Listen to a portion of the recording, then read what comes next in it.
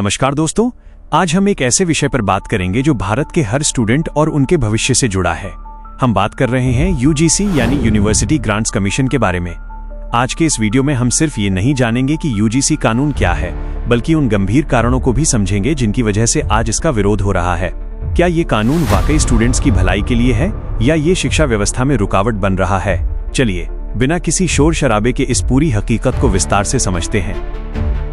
सबसे पहले बुनियादी बात समझते हैं। यूजीसी का पूरा नाम है यूनिवर्सिटी ग्रांट्स कमीशन। इसकी स्थापना यूजीसी एक्ट 1956 के तहत एक संवैधानिक संस्था के रूप में की गई थी। सरल शब्दों में कहें तो यूजीसी भारत की उच्च शिक्षा यानी हायर एजुकेशन का सुप्रीम कोर्ट है। इसका मुख्य काम विश्वविद्यालयों को मान्यता देना, डिग्री के लिए कड़े नियम बनाना और पूरे देश में शिक्षा की गुणवत्ता को एक समान बनाए रखना है।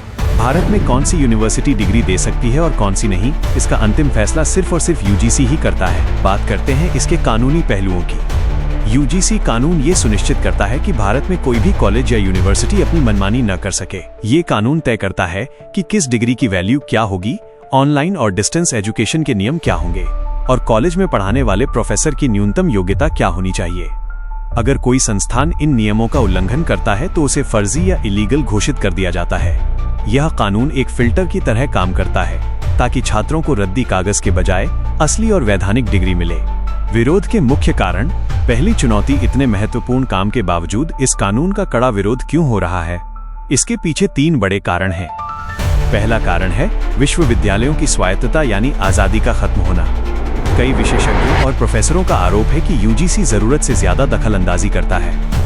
उनका तर्क है कि हर राज्य और हर यूनिवर्सिटी की स्थिति अलग होती है। कोई यूनिवर्सिटी रिसर्च में अच्छी है तो कोई ग्रामीण शिक्षा में। लेकिन यूजीसी का एक नियम सब पर लागू, वन साइज फिट्स ऑल वाला रवैया शिक्षा की मौलिकता और लचीलेपन को खत्म कर रहा है। दूसरी चुनौती, छात्र और शिक्षकों का तनाव। दूसरा बड़ा कारण है नियमों में लगातार बदलाव। आए दिन यूजीसी नए नियम लेकर आता है, चाहे वो अटेंडेंस को लेकर हो, एग्जाम पैटर्न हो या फिर शिक्षकों की भर्ती के मापदंड। इन अचानक बदलावों से शिक्षकों पर प्रशासनिक काम का बोझ बढ़ जाता है और छात्र इस बात को लेकर डरे रहते हैं कि कहीं बीच सत्र में उनके कोर्स या डिग्री की मान्यता पर कोई सवाल न उठ जाए। यही अनिश्चितता अक्सर विरोध प्रदर्शनों और हड़तालों का रूप ले लेती है।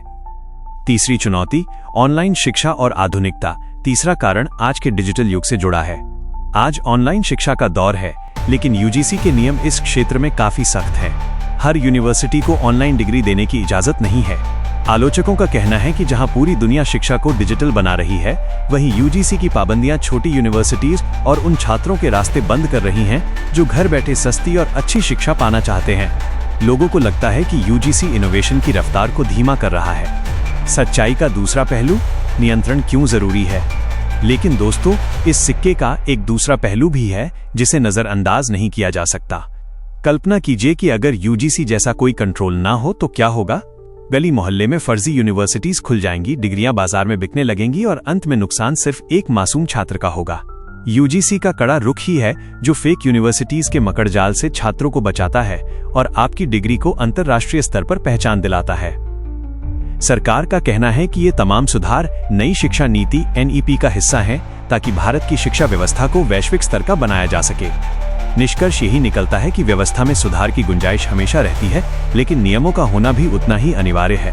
हमें एक ऐसे सिस्टम की जरूरत है जो पारदर्शी भी हो और लचीला भी। अब आप क्या सोचते हैं? क्या यूजीसी को अपनी पकड़ थोड़ी ढीली करनी चाहिए या क्वालिटी बनाए रखने के लिए ये सख्ती जरूरी है? अपनी राय कमेंट बॉक्स में जरूर साझा करें। अगर आपको ये जानकारी सही और सटीक लगी हो तो इस वीडियो को लाइक करें और अपने दोस्तों के साथ शेयर करें। चैनल को सब्सक्राइब करना न भूलें ताकि आप ऐसी ही महत्वपूर्ण जानकारियों से जुड़े रहें। धन्यवाद।